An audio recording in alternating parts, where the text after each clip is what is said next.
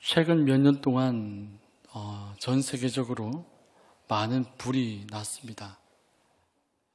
우리 대한민국에도 사실 고성에서 속초로 뻗어나가는 엄청난 큰 불이 있었죠.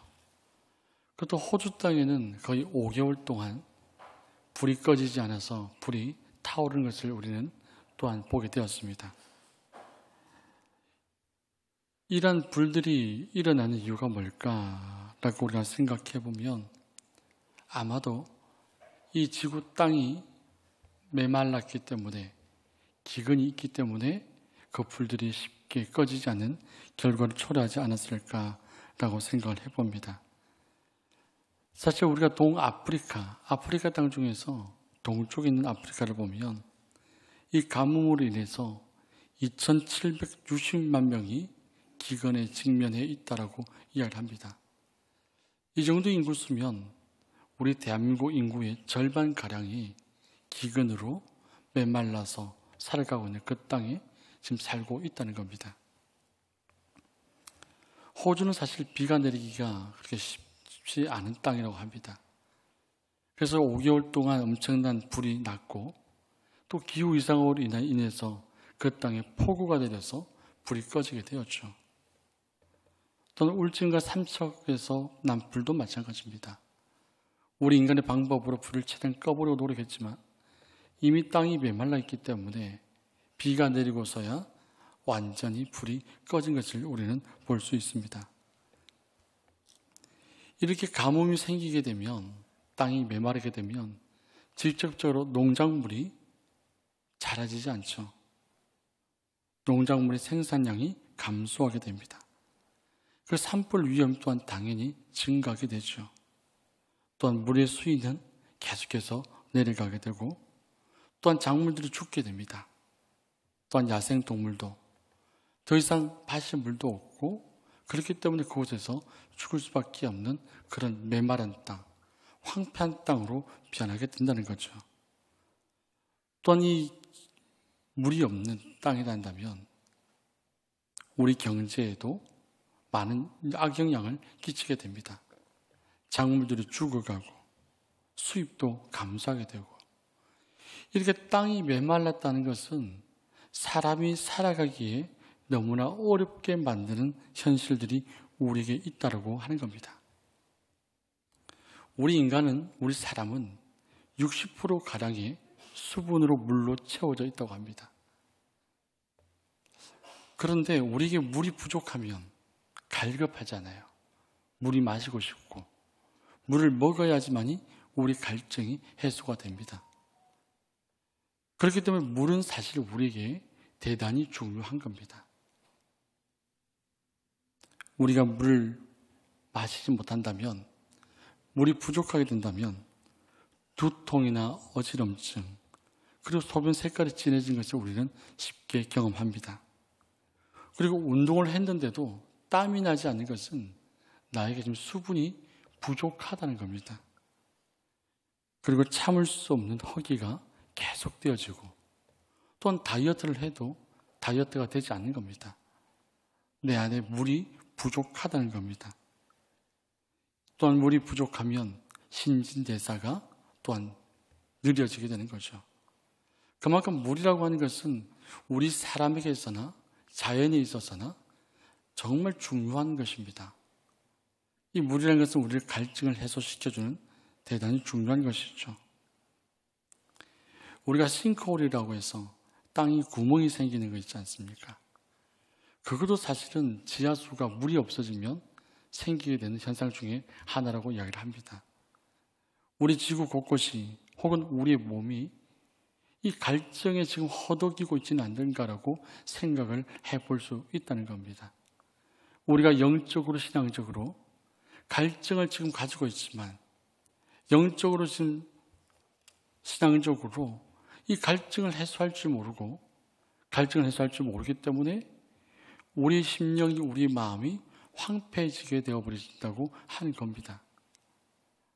메마른 땅에서, 황폐한 땅에서 그 어떤 생물도 살 수 없고 그 어떤 것도 생명을 유지하기가 대단히 힘이 듭니다. 우리가 가끔 TV에서 아프리카 땅들을 바라보게 되면 이 동물들이 완전 죽어지고 뼈만 앙상하게 남아있는 그런 모습을 보기도 하고, 또한 아프리카에 있는 어린 아이들이 뼈만 드러난 그 몸을 보게 됩니다. 다양한 영양분도 중요하겠지만 마실 물이 없다는 겁니다. 그 아프리카 땅에서 하루 종일 물을 찾기 위해서, 구하기 위해서 다니는 사람들 또한 보게 됩니다. 사실 우리가 영적으로, 신앙적으로, 또 우리 신체적으로 갈증을 일으키고 있음에도 불구하고 이 필요를 모르고 우리가 살아간다면 우리 심령이, 우리 자신이 정말 불쌍한 사람이라고 하는 겁니다. 우리가 잘 알고 있는 버드나무가 있지 않습니까? 버드나무를 보게 되면 깊은 샘, 물이 많은 곳, 그곳에 뿌리를 내리고 사실 나무가 서 있습니다. 그리고 봄을 가장 빨리 알려주는 나무가 이 버드나무라고 하지요. 이 버드나무에 대해서 고대 유대인들은 생각을 합니다. 어떤 생각을 하냐면 물에 전적으로, 물에 절대적으로 뿌리를 내려야지만이, 물에 의지해야지만이 나무로서 생명력을 가질 수 있다라고 하는 겁니다. 버드나무는 꺾이는 순간 메마르기 시작합니다. 그리고 죽어버린다고 하는 겁니다. 성경시대 사람들은 이 버드나무의 성질을 그들의 삶으로 적용해서 이해를 합니다. 하나님의 은혜가 아니고서는, 하나님 품에 안기지 않고서는 우리는 절대로 살아갈 수 없다라고 그들은 이해를 하고 있습니다. 사랑하는 성도 여러분, 우리가 하나님의 은혜가 아니고서는 살 수 없다는 것을 신앙생활을 하면 할수록 느끼지 않으십니까? 내가 할 수 없음을 우리는 발견하게 됩니다.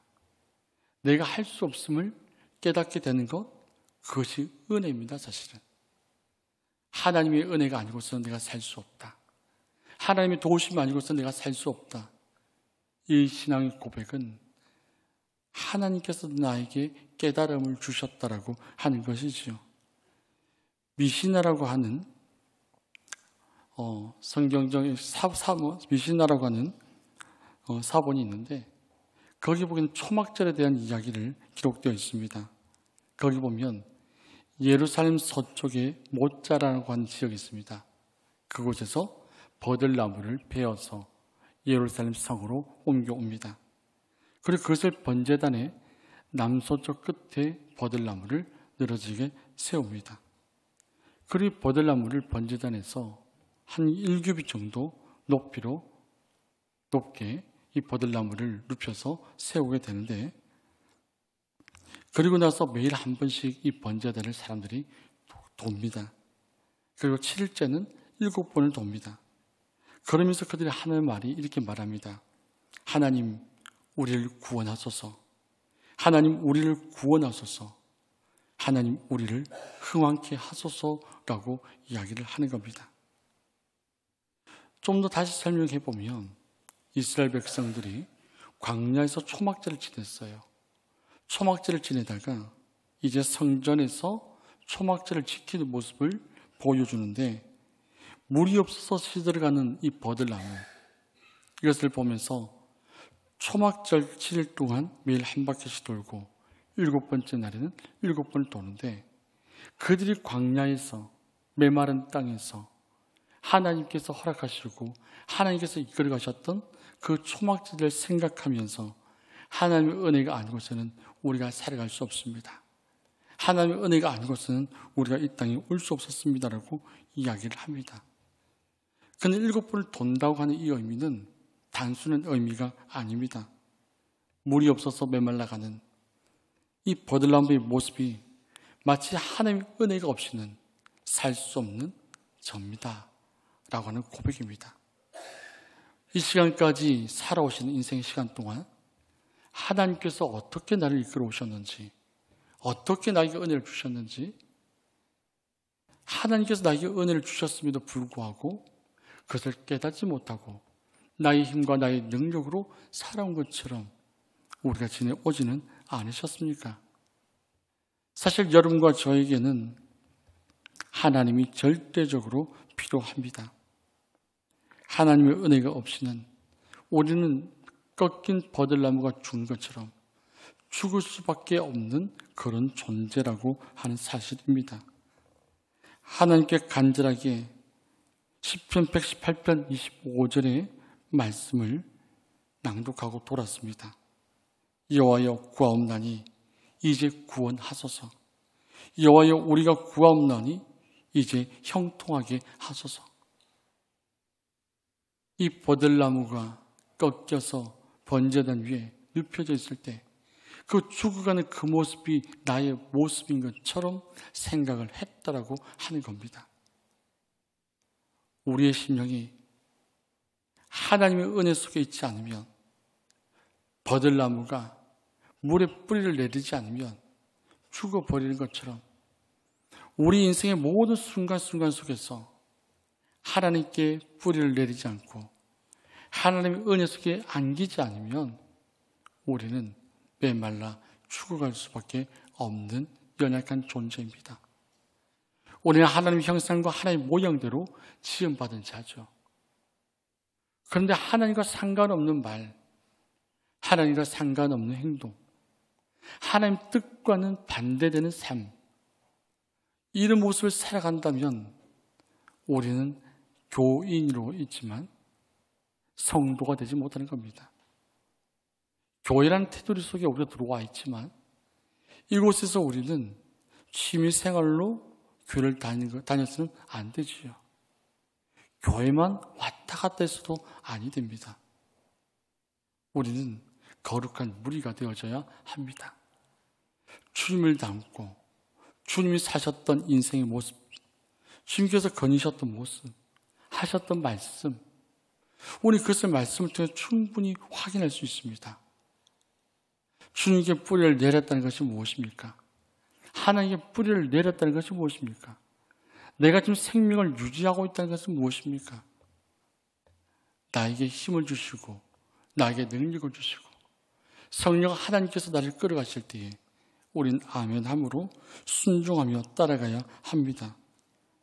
무리 없이 죽어가는 버드나무는 하나님의 은혜가 없이 죽어가는 우리의 모습과 같습니다. 그래서 그들은 죽어가는 버드나무를 보면서 하나님 우리를 구원해 주십시오. 하나님 우리의 은혜를 베풀어 주십시오. 라고 하는 간절한 마음이 그들에게 있는 겁니다.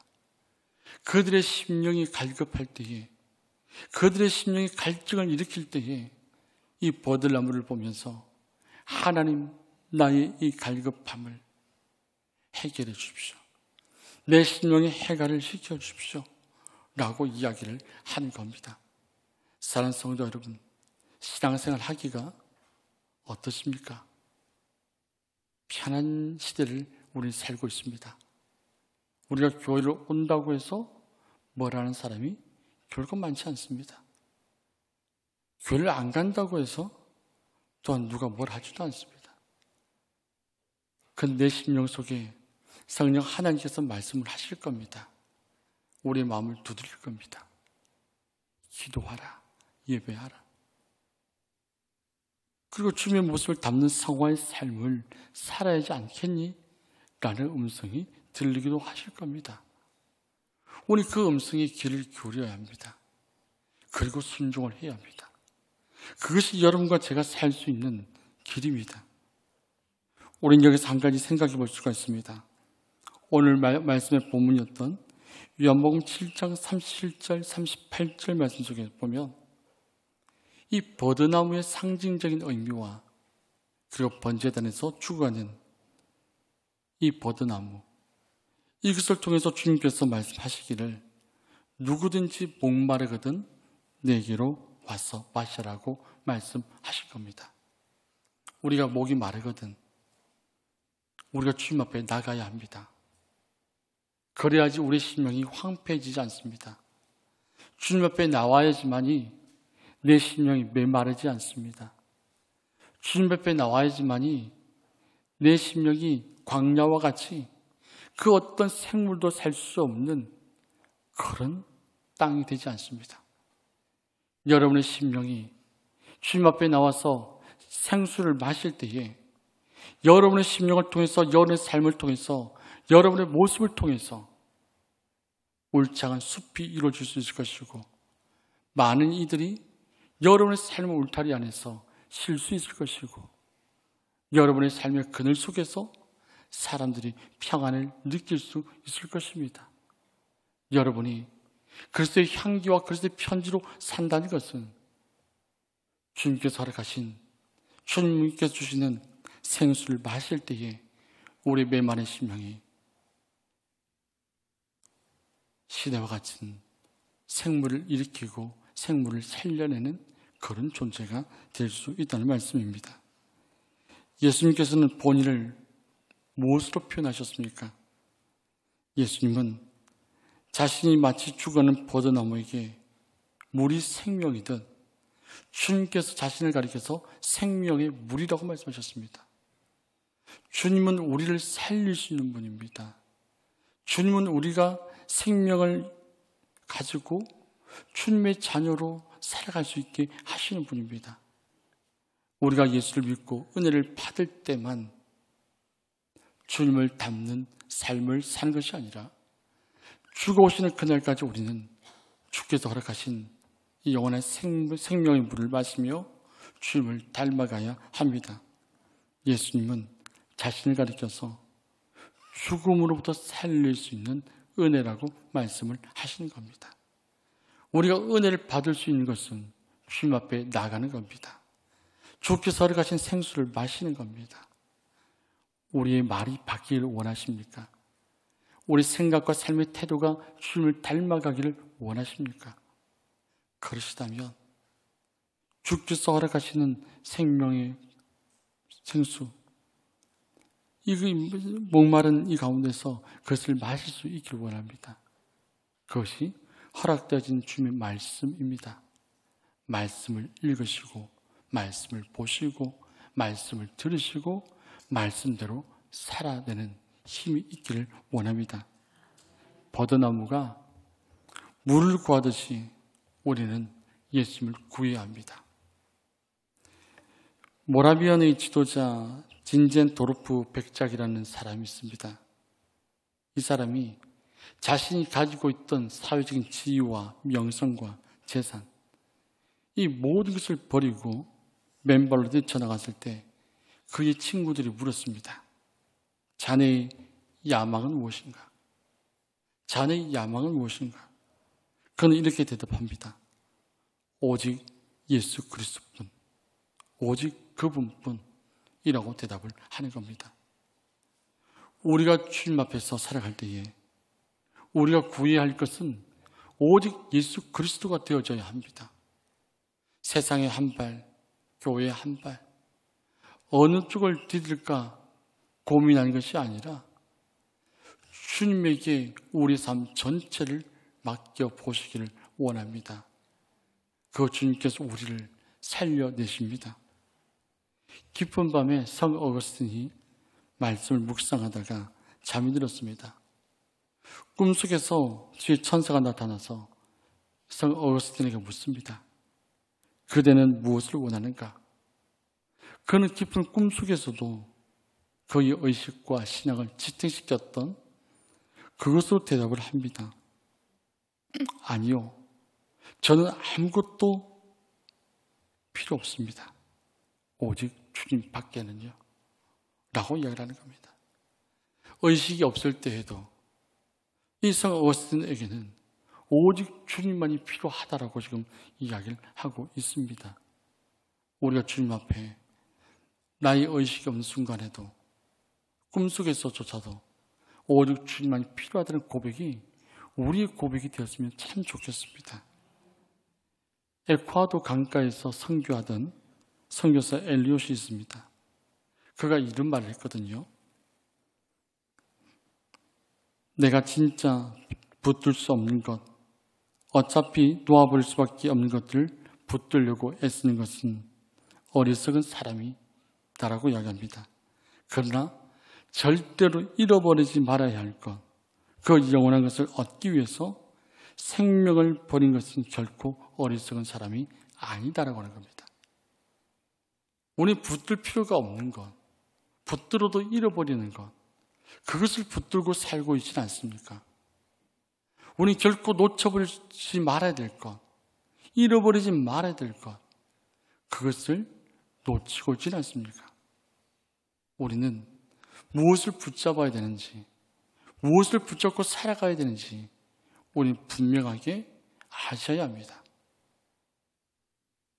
교회라고 하는 울타리 속에 들어와서 예수를 알고 예수를 믿으시지요. 그런데 무엇을 붙들고 살아야겠습니까? 우리가 성도로 그리스도인으로서 예수 그리스도를 붙들고 사셔야 합니다. 예수 그리스도를 놓치지 마셔야 합니다. 그런데 예수 그리스도보다도 이 교회 안에서 다른 것을 붙들고 사셨다면 정말 어리석은 사람이라고 하는 겁니다. 사랑하는 성도 여러분, 주님을 붙잡으십시오. 주님을 구하십시오. 예수 그리스도를 붙드실 때에 우리의 심령은 메마른 광야처럼, 황량한 광야처럼 되지 않고 많은 생물과 생명들이 살 수 있는 그런 풍성한 심령이 될 수 있습니다. 우리가 예수 그리스도를 붙들어야지만이 우리가 살 수 있습니다. 주께서 오시는 그날까지, 내가 이 땅에서 죽음을 마치는 그날까지, 저 천국의 그날까지 예수 그리스도를 구하고 예수 그리스도를 붙드시는 인생을 우리 모두 살아가기를 원합니다. 전도서 기자의 고백을 한번 들어보십시오. 모든 만물이 피곤하다는 것을 사람이 말로 다 말할 수는 없나니 눈은 보아도 족함이 없고 귀는 들어도 가득 차지 아니하도다라고 이야기합니다. 우리가 보는 것, 우리가 듣는 것, 무엇을 보고 무엇을 들으시겠습니까? 무엇을 보고 무엇을 들으시고 무엇을 붙잡으시겠습니까? 우리는 주님을 붙잡아야 합니다. 우리가 구할 수 있는 것, 예수 그리스도가 되어져야 합니다. 예수 그리스도는 생명이십니다. 예수 그리스도는 우리를 살릴 수 있는 분이십니다. 빌립보서 1장 21절 말씀에 이렇게 말씀이 기록되어 있습니다. 이는 내가 사는 것이 그리스도니 죽는 것도 유익함이라. 우리가 주님을 믿고 주를 위해서 살고 주를 위해서 죽을 수 있는 그런 믿음을 소유할 수 있기를 원합니다. 예레미야의 선포가 있습니다. 영적 가뭄으로 포로의 삶을 살고 있는 유대인들에게 예레미야 29장 11절부터 13절 말씀이 이렇게 이야기하고 있습니다. 여호와의 말씀이니라. 너를 향한 나의 생각을 내가 아나니 평안이요 재앙이 아니니라. 너에게 미래와 희망을 주는 것이니라. 너희가 내게 부르짖으며 내게 와서 기도하면 내가 너희들의 기도를 들을 것이요 너희가 온 마음으로 나를 구하면 나를 찾을 것이요 나를 만나리라고 이야기하고 있습니다. 사랑하는 성도 여러분, 여러분과 저를 향한 하나님의 생각을 아셔야 합니다. 우리의 심령이 메말라서 우리의 심령이 싱크홀처럼 구멍이 뻥 뚫리더라도 우리 심령이 메말라서 화가 일어나고 산불이 나는 것처럼 그런 메마른 심령일지라도 우린 주님을 구하고 구해야 합니다. 하나님의 생각은 우리에게 평안을 주기를 원하십니다. 하나님의 생각은 우리에게 미래와 희망을 주기를 원하십니다. 우리는 하나님께 부르짖어야 합니다. 하나님께 기도하셔야 합니다. 하나님께서 우리 기도를 들으십니다. 하나님을 온 마음으로 구하셔야 합니다. 그러면 하나님을 만나리라고 말씀을 하고 있습니다. 이것이 우리가 영적인 목마름에서 해결할 수 있는 방법입니다. 우리 영적인 목마름에서 우리의 심령이 촉촉히 적셔질 수 있는 성령의 단비를 맞을 수 있는 방법입니다. 우리의 삶이 1년 뒤에, 3년 뒤에, 그리고 앞으로 5년 뒤에 우리의 삶이 주를 구하고 찾고 찾으며 주님을 붙들고 살아갈 때에 우리의 인생이 어떻게 바뀌어지겠습니까?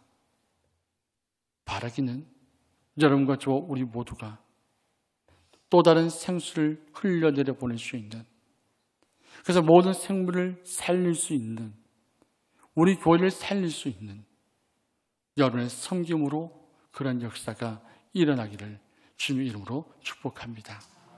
기도하겠습니다. 살아계시고 역사하시며 우리 삶을 주관하시는 아버지 하나님, 우리는 목이 마릅니다. 나의 욕심이, 나의 생각이, 나의 주장이 나를 목마르게 합니다. 그래야 나의 심령이 황량해지고 황폐해지고 그 어떤 누구에게도 그늘을 만들지 못하고 나 자신만을 위해 사는 목마른 자입니다. 우리에겐 주님이 필요합니다. 내게 와서 생수를 마시라 하셨던 주님, 주님 앞에 나아가기를 원하고 주를 닮아가기를 원하고 주의 은혜가 아닌 것은 살 수 없는 연약한 존재임을 깨닫고 알게 하신 아버지 하나님, 감사드립니다. 주 앞에 나아가고 주 앞에 기도하고 간구하며 온 마음으로 주를 만나기 위하여 몸부림치며 우리의 심령이 촉촉히 적셔져서 또 다른 생수를 흘러내려 보낼 수 있는 통로의 역할을 감당케 하여 주시옵소서. 우리의 길과 진리와 생명 되신 예수님 이름으로 기도합니다. 아멘.